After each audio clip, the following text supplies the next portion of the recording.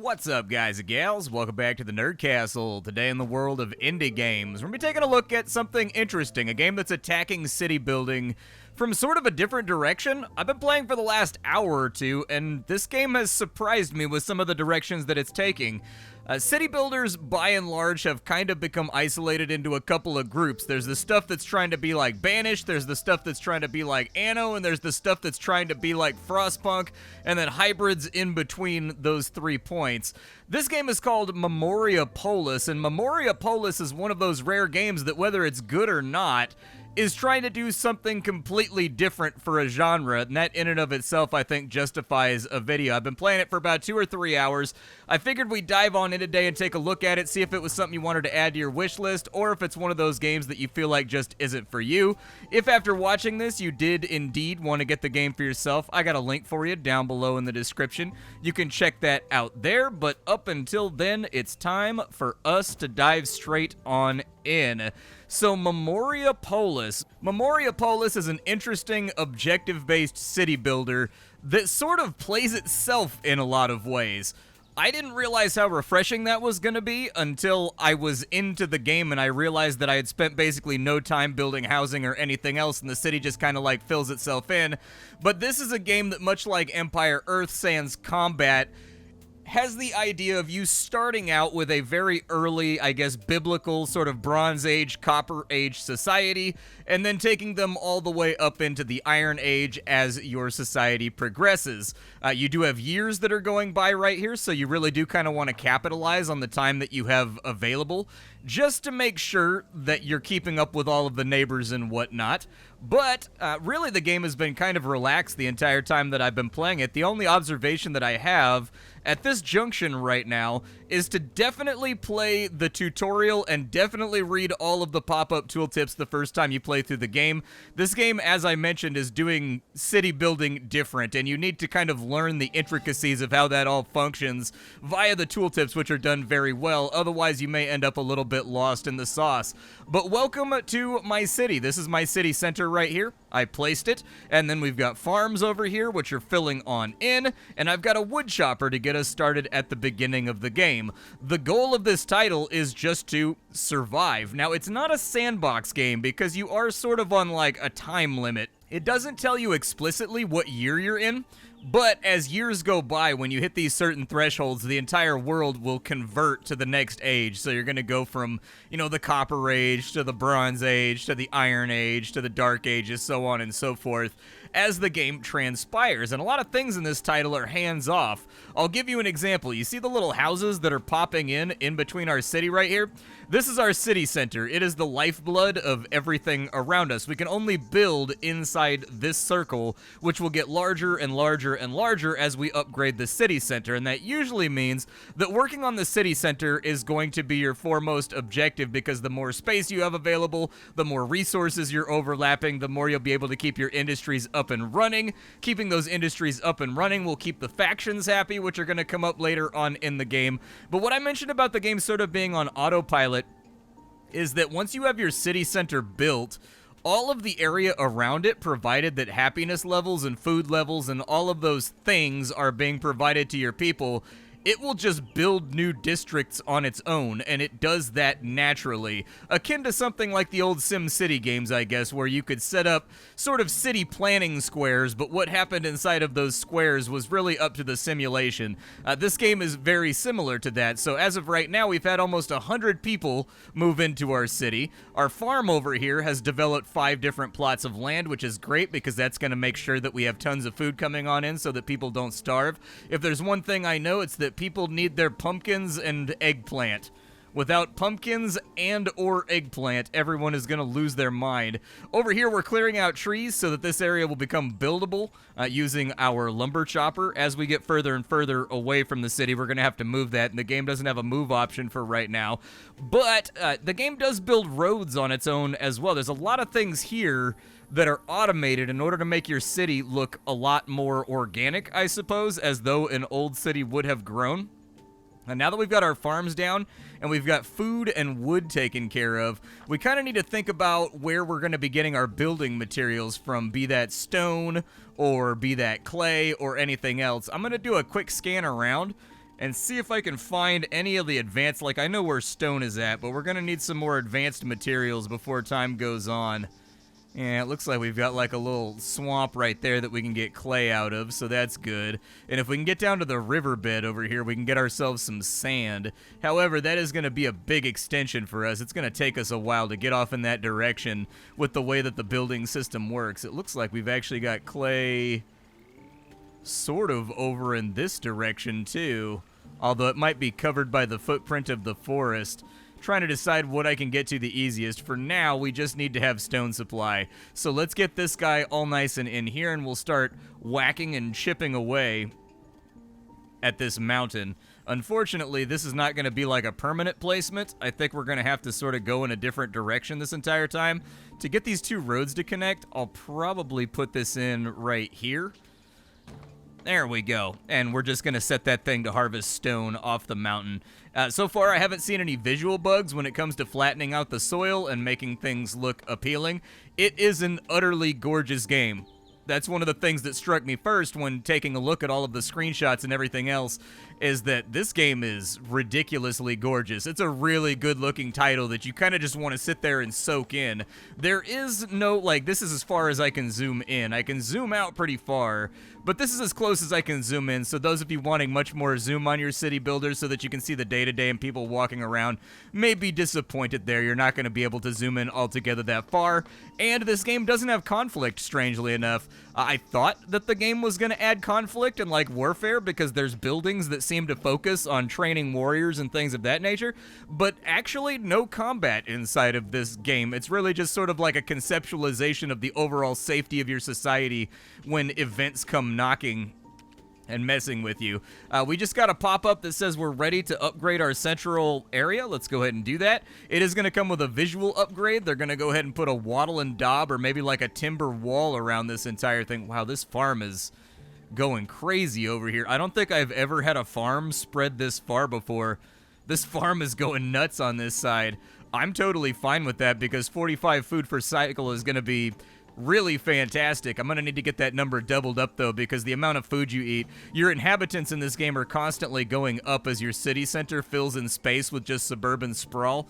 And so as it goes up, you need to keep an eye on your food supply, because your gains will go down year by year just based on natural population growth, and there's not really going to be anything to indicate that unless you are monitoring it carefully. We've completed Chapter 1, so that's given us access to cultural buildings. Cultural buildings, they increase the beauty of an area where you place them, and if the beauty has been increased, if we go to like this filter right here, people want to live inside the blue area. The blue area is where people will start building their houses and will make your population grow. And so cultural buildings are going to be important, because there's sort of like this tug-of-war thing going on inside your city.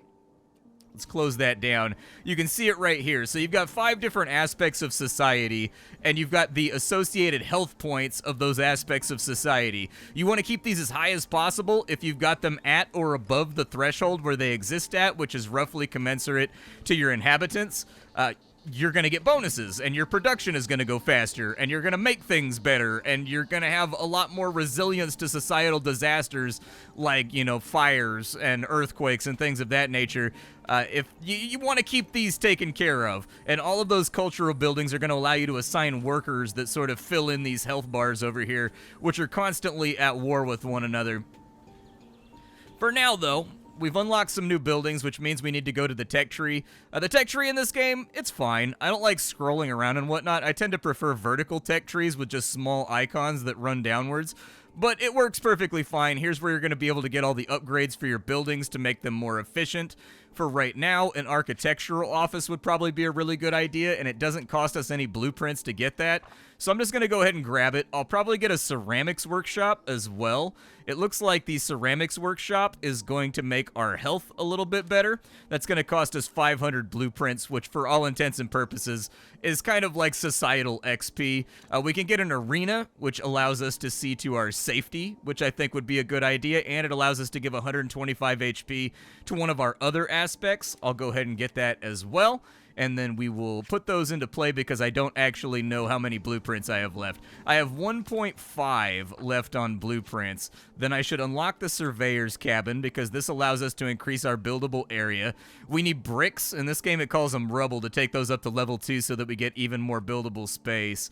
So we can't really fiddle with that just yet. We can get an Esculapium. I guess it's a place where charlatans and saviors mingle, and under benevolent gaze of the gods, the luckiest patients get healed, but it's very expensive on the stone front. We can also get Agogi, which we can send. If you don't know what Agogi is, it's the thing from the beginning of the movie 300, where you, like, send your children out into the middle of the wilds, and they all play Lord of the Flies and beat each other to death, and then, like, hunt wolves with spears and stuff. It's supposed to make them tough. Agogi. Looks like over here we have an event. Some citizens came to wake you up early this morning. It seems that ancient ruins have been discovered at the edge of your security area. Oh yeah, there it is right there. We found a ruin. It looks like we can repair the ruin, or we can just salvage the ruin to get goodies. I am of the opinion that maybe salvaging might be the smarter idea here, just to get like a nice influx in early resources, because we don't have everything available inside of our territory without aggressive expansion. How big is our building area? Yeah, our building area is not very impressive right now.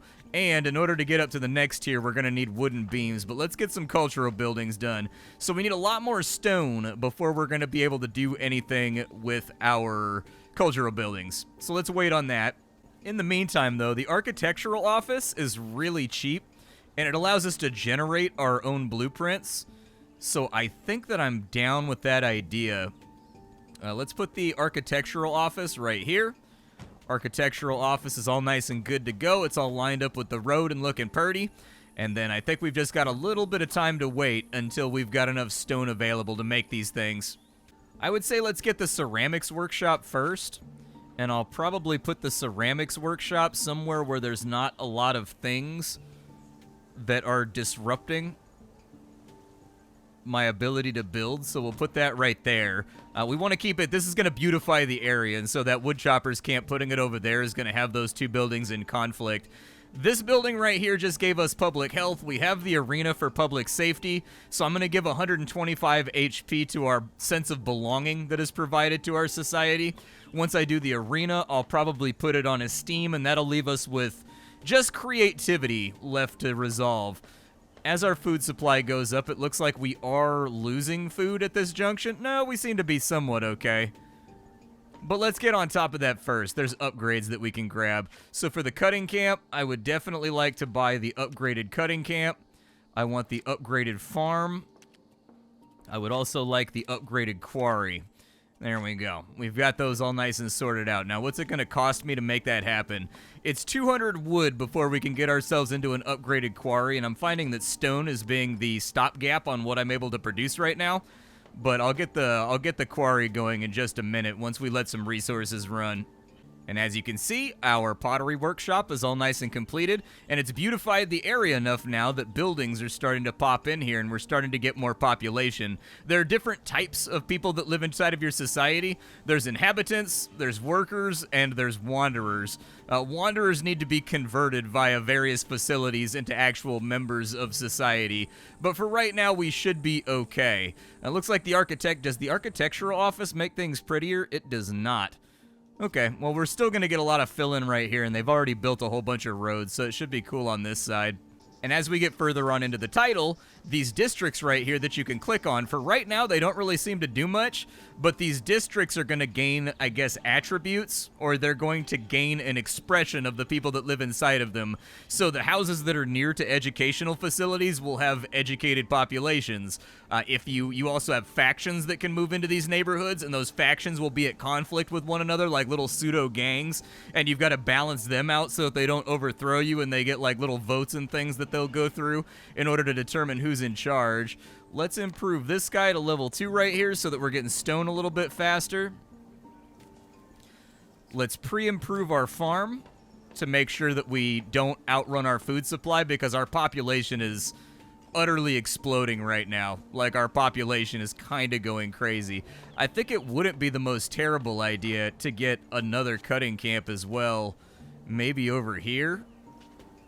just to make sure that we have wood coming in. That'll also spread around another road, and once this guy has his entire radius cleared on out and he's run out of wood to chop, we'll be able to live inside of this area and use it as buildable space to beautify and whatnot in order to keep our population rising, because as we move towards 1250, we're going to want to make sure that we have certain things done and we've completed all of our objectives.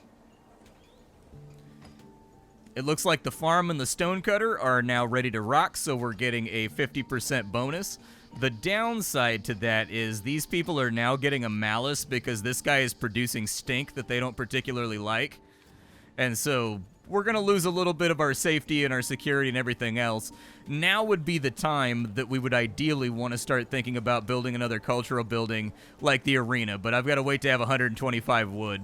125 wood we now have. So we'll go ahead and put our little arena right here, maybe.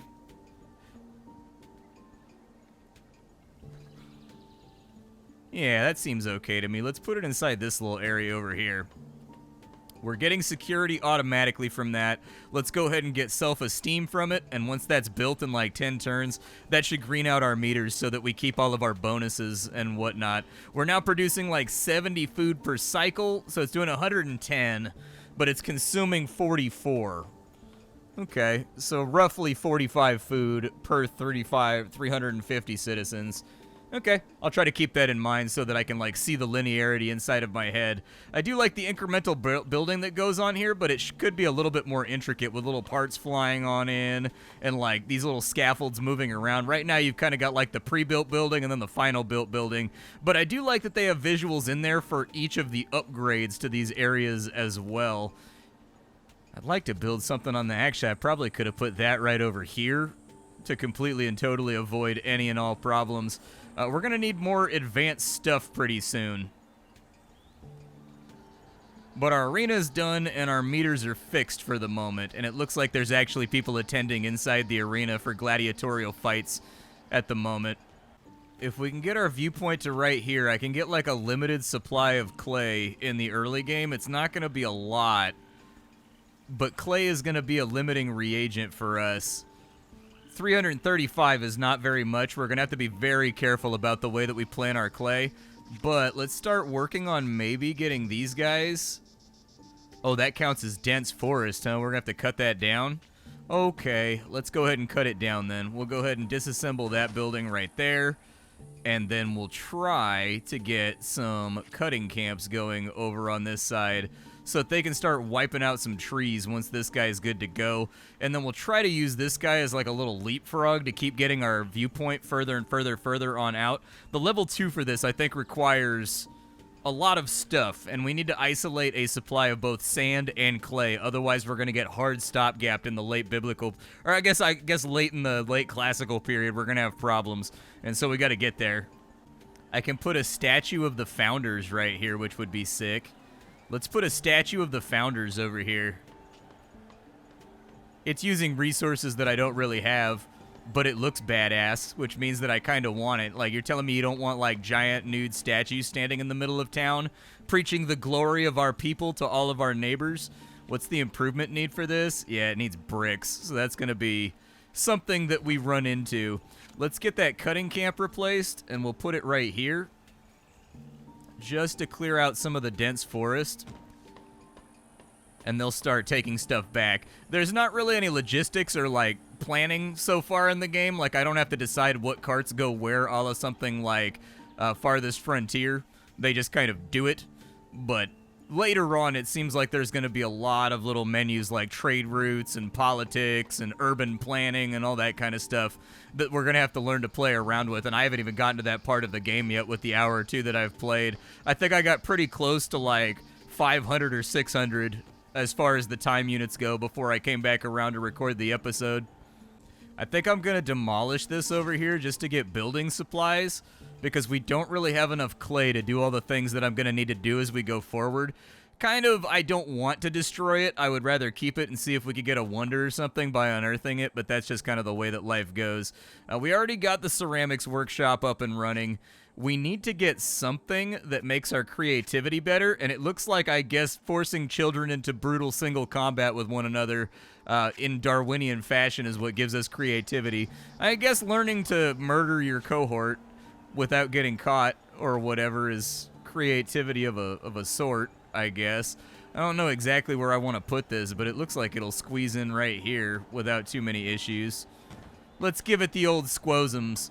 And then, how's my HP looking on these other attributes? Go ahead and give me esteem, I suppose. We're also going to want to start looking into refinement, I think. We've got these buildings over here, like the Orium, which is basically a giant warehouse that increases our resource storage and also allows us to set limits and whatnot on collection. We've also got the Macellum, which is a large market, and it looks like it allows us to buy and sell resources, which would probably be a good idea as well. Let's go with the Macellum for right now because we're not really having resource storage problems, and we only have the clay to make those work for a little bit. I would like to take that up to level 2 with our improvements. Has this already been taken up to level 2? It has not. Take us up to level 2. Not because I need more wood, but specifically because I need more trees to get chopped down much more rapidly than they're currently being chopped down. I need this building to, like, do wonders on this area and just leave me with a big empty ring on this side of land that can be developed and utilized for the glory of our peepo. And it looks like our Agogi is up, so we completed one of our objectives over here on the side. We've got a faction that wants to move into our territory. The Druids of the Isle of Man are at the gates of your city. They are a group of revered and venerable men and women led by Finalia. They are renowned for their mystical wisdom and deep-rooted connection to the land. When they knocked on your door, they just wanted temporary shelter, but there's no guarantee that they will ever leave again. And it looks like our faction gives us cultural points, and it looks like they give us imposed taxes, but once we install them, they will gain cultural influence over elections and stuff like that. I will accept them, and it looks like we just got a whole bunch of new cultural buildings because they wanted me to bring a faction in as one of my objectives. You have to complete these objectives. Well, you don't have to complete them, but you should probably complete them before you get to the next stage. It's a good idea. The developers have said that they're planning on doing a sandbox mode where you can stay in whatever age that you want to stay in, just in case you prefer, like, the biblical Copper Age, or you prefer the classical age, or you prefer the Dark Ages, or whatever else. That sandbox is not inside the game yet, though, as this is in early access, so there is still more to come in the creation of this game. We can now build walls as well around the city. You can click this little button right here. It took me a minute to find it last time, and they let you customize where the walls go. I don't know exactly what it looks like. Factions that are inside your ramparts pay more taxes, and they produce more cultural points. So there you go. Like I was going to say, I don't know exactly what the point is of building walls if there's no war or anything else like that, but we can do it. Go ahead and throw some wood at it, dude. I would love to have walls around my city. So I've got bad news. The Macellum, or whatever it is absolutely enormous, and it doesn't fit inside the city walls. I don't know if you can modify these later on and, like, pay the difference in construction costs to give yourself more land to play around with, but we decided to build walls, and now we're going to live with the consequences of it. I'd never built a wall before. We need 900 blueprints in order to get that done. With my architectural workshop, can I upgrade this? I need beams and bricks. Okay. Well, let's go for the beamery. Then we can get the carpentry over here. We'll grab that really rapidly because we're going to need the carpentry in order to upgrade our city center to tier 3 anyways, so that we can spread out further. And there's a pretty good chance that once we get to that spot, I'll be able to move this lookout a little bit further as well. Man, they are not chiseling through trees as fast as I had hoped they would chisel through trees. I even gave them the upgrades and everything. Let's get our carpentry set up. Our carpentry should be outside the city walls because it's ugly and it makes people upset. I don't know, nobody likes to look at work, you know what I mean? It's like right outside the city walls. Like you go up onto the city walls and you're like, yep, there's where I go to work in the morning. Damn, it's Sunday. You ever get like that Sunday night dread? I've gotten that ever since like my early 20s, where on Sunday night I actively dread like the next work week because like a lot of the time I'm flying by the seat of my pants with what I do here. So many videos get recorded and like edited and everything else like an hour before the deadline when they need to be up. I'm stressed. And so I tend to kind of like dread the week a little bit sometimes. And you ever like dread the next week so much that it like ruins your day off? I gotta get out of that habit, man. That's a negative mindset right there. That's some ugly stuff. We are now converting some of our wood into beams, which is good because that's one of the upgrade materials that we need. In order to get this place up to the 3rd tier, we're gonna need about 50 more beams, and then we'll be in a good spot. We're still producing a lot of wood, so we don't really need to worry about too much there. Expanding in this direction, I'll probably use this for another farm, maybe? Like a farm outside the walls? I don't know. But everything in this game is kind of like self-building and takes care of itself, and you're just sort of like responding to various...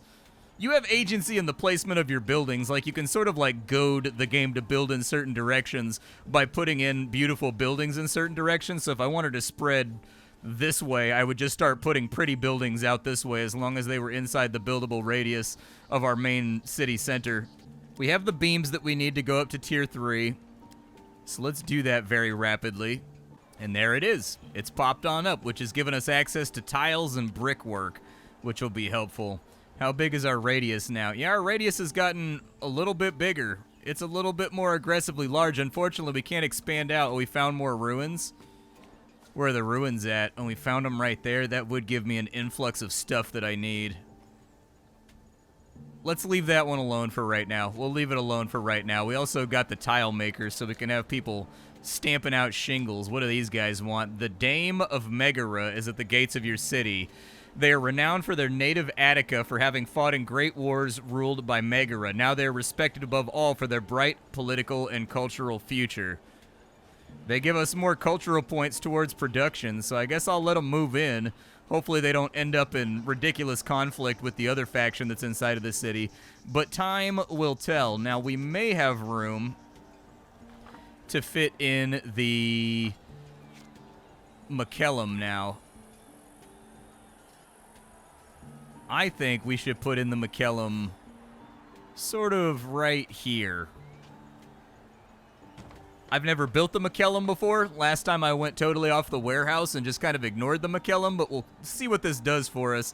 All of our attributes right now are kind of bad, so I think we're going to need some more cultural buildings before too long just to spruce us up. But this will give us trade routes and be able to send out like trading caravans and stuff like that. There's no overall like world map or anything. The map is quite large and it's not procedurally generated. This is the only map that you get, but there's like 9 or 10 different starting spots on this map that all have different resources in the area and different challenges that you're going to have to get around. So there is at least some modicum of replayability inside of here, although I do think that the addition of a procedural mode would be a good idea. I also think they need to make it so that you can customize the roads as well. So the roads wouldn't be a problem, except that the roads are indestructible, and you can't build roads on top of other roads. And so once the roads are there, they're just kind of there permanently. And so you've really got to think about where you want your roads to connect and whatnot, because roads have a strange amount of permanence in this game that's going to be very difficult to move around. Who are you? What do you want? News is spreading through the streets. Our city has increased its level of cultural influence. Thanks to joint efforts, the city is becoming more influential around the world every single day. I mean, it doesn't seem like that impressive of a city. We only have like 600 citizens. We've still got a food surplus, which is nice, so I'll hold on to that. I mean, it does look busier around here. An emissary brings you a letter from the king of Macedonia, who wishes to conquer territory in order to gain access to the Aegean Sea. He plans to lay siege to Amphipolis and the neighboring Greek cities and sees you as a key ally. You have necessary soldiers, and Greek cities have coveted resources, but weakening those cities in order to exploit them could be harmful in the long term. You could also seek political and religious support to moderate this king's ambitions. The choice is yours and will shape the future. You will have to live up to your convictions. We don't have the money to ask for help, so that's flatly out. We do have safety and we do have food right now. I think the one we can get away with is the food. A -20 food shortage is not going to murder us over the next 50 years because we have a 30 surplus. However, our population will be growing during that time, so there may be a little bit of stress and strain going on in. As far as buildings go, can I get another farm over here? Getting another farm over here would probably be a good idea right about now, just to guarantee that we don't end up with any major issues. that's going all the way around the curve. Instead, we could just build like a gate right here, or like a little portcullis. Might make their lives a little bit easier, but like I'll ease off of it for now. The market provides beauty as well, so it looks like the city's going to spread in that direction. Okay, we've got the city spreading out this way too. They've still got 7,000 wood left to go, which we're going to have to get a handle on. Beams aren't being converted at the rate that I would like beams to be converted, but it looks like we need steel and we need raw gold in order to get to like the next phase of our planning and development. Let me take a look at what I have around here. They want me to unlock the Sonatus. Okay. We're not going to be able to build the Sonatus, but we can pass decrees if we get that. So it might be helpful. For now, though, I think I need something that evens out some of these meters. I need something that evens out creativity. Creativity is kind of in a lull right now, and I would prefer for creativity to not be in a lull. Luckily, icons are pretty indicated on just about everything. The Theatrum we can't afford to make.